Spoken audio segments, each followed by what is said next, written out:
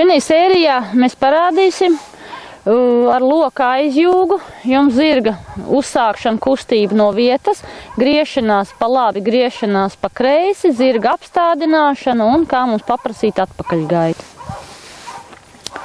Tātad zirgs mums dotajā brīdī stāv, lai mēs zirgu varētu viņam dot komandu uzsākt kustību uz priekšu. Tad mums abi groži ir, katru grožu savās rokās, groži mums tur uzņemti. Nebūtu vēlams, kad viens groži ir vairāk savilkt, viena ir mazāk savilkt, groži mums ir vienāda stingruma, nevajag viņus ļoti stingri novilkt, un visi groži ir brīvi, un zirgam mēs dodam komandu. Parastā ir, soļi. Un zirgs, kas ir apmācīts soļu kustībai, viņš mums uzsāk kustību uz priekšu.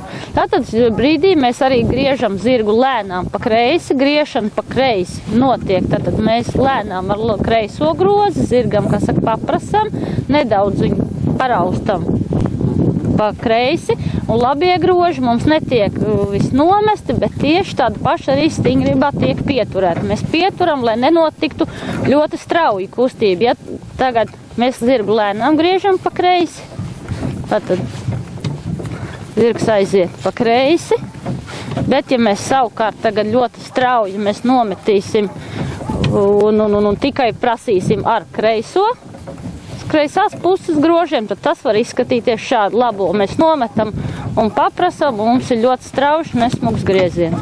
Un zirgs sāk paliek nervos, jo viņš jau domā, kad ir jāsāk skriet.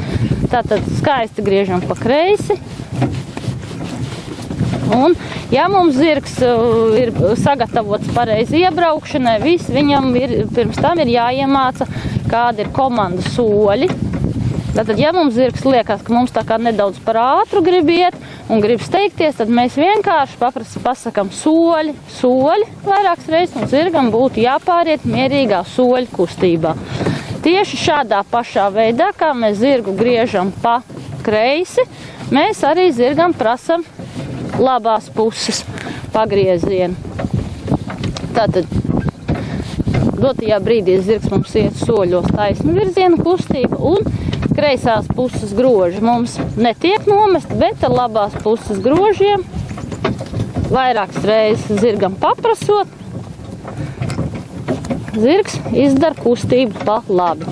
Tad mēs veidojam skaistu apaļu voltu virzienā pa labi. Ja mēs atkal izdarīsim nepareizi un vienkārši straujā veidā nometīsim kreisās puses grožus un tikai ar labo, mums skats ir tāds. Uzreiz zirgs metās pa kreisi. Un redzēt paši, zirgs uzsāk nervozu kustību un sāk uztraukties. Soļi. Šādā variantā zirgs uzsāk jau rikšot. Viegli ar abiem grožiem zirgam paprasot, pievelkot tad abus grožus vienādi, atkārtojam soļi un zirgs aiziet soļu gaitā. Tad, kad zirgs mums tagad ir iztaisnojies taisnā kustībā, taisni virziena kustību soļos, mēs arī zirgam varam paprasīt apstāšanos. Un zirgs mums mierīgi apstājās. Lai paprasītu apstāšanos, mēs ar komandu mēs pievelkam vienādi abus puses grožus. Ja mēs pievilktu vienas puses grožus vairāk vai otras puses grožus, un zirgam mēs prasam lai viņš apstātos, viņš mums nenostāsies viss taisni, bet mums no zirgs nostāsies šķīvi. Tātad ilgsīs, tad attiecīgi zirga pakaļpuse tiks vai nu vairāk pa labi, vai nu mazāk pa labi sagriezta, un skats apstājoties nebūs smuks. Tātad atkal uzprasam zirgam uz priekšu, soļi, un zirgs uzsāk mums skaistu kustību soļos vienmērīgi uz priekšu. Tieši tādā pašā veidā mēs arī to visu varam darīt arī rikšos. Apmācītam zirgam ir patiesībā būtu jāsaprot no šādas komandas. Rikši. Un zirgs uzsāk mierīgi gaitu rikšos. Tātad rikšu gaitā kustība mums ir pa kreisi. Labi, iedzīsim skaisti.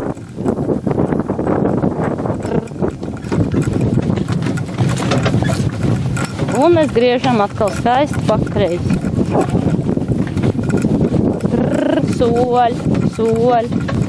Soļi. Un zirgs pāriet soļus.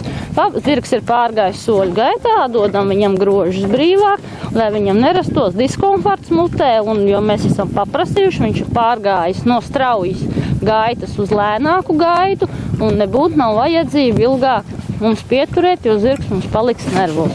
Un tā tad atkal skaisti varam zirgu nostādām uz taisnu virzienu kustību, un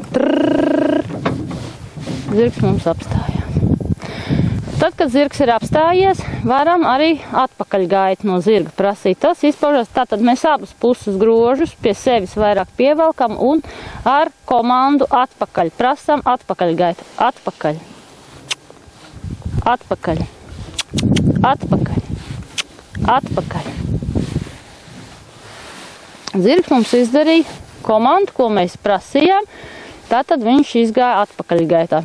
Soļi uz priekšu. Stāvi.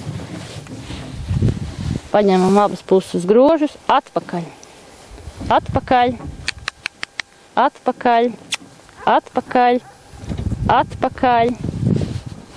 Atpakaļ. Atpakaļ.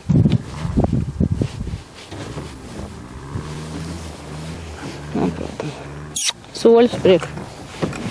Rikšķi.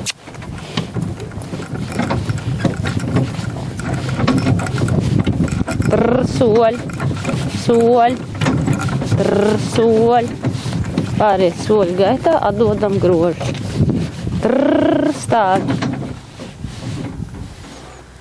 Braucot ar loka aizjūgu ir jāņem vērā, ja jūs zirgam prasīsiet manevru pa labi, pa kreisi, ir jāņem vērā, ka šīs tradicionālā tipa ilgsis viņas zirgu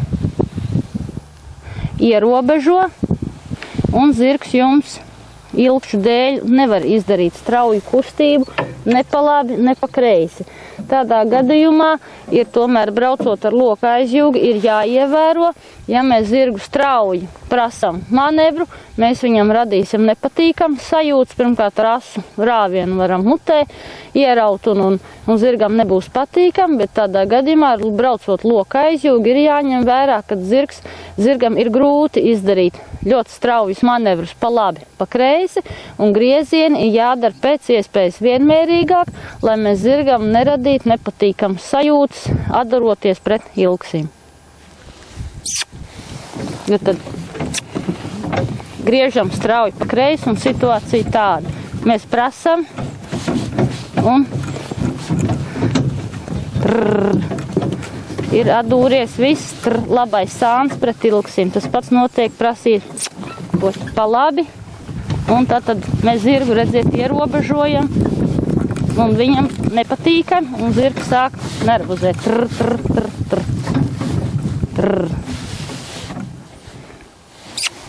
Un grieziens vienmērīgs pa labi.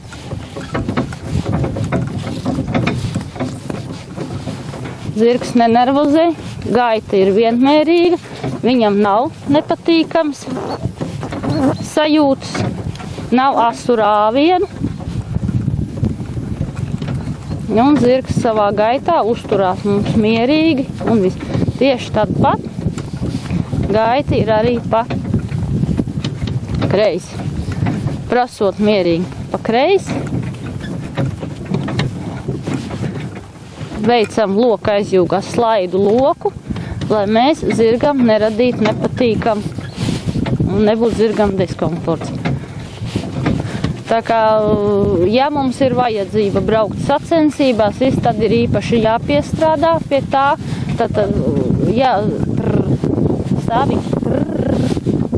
Tātad, lai braukt sacensībās ar loka aizjūgu, šis aspekts ir jāņem vērā, un, protams, loka braucēji nekad nevarēs izdarīt ar šo aizjūgu tipu tik straujus manevrus, kā to var izdarīt ar bezloka aizjūgu. Un, ja jūs tomēr centīsieties kaut kādā veidā panākt bezloka aizjūga straujos manevrus ar loka aizjūgu, tas ir praktiski, tas ir neiespējami, un jūs tikai bojāsiet zirgu.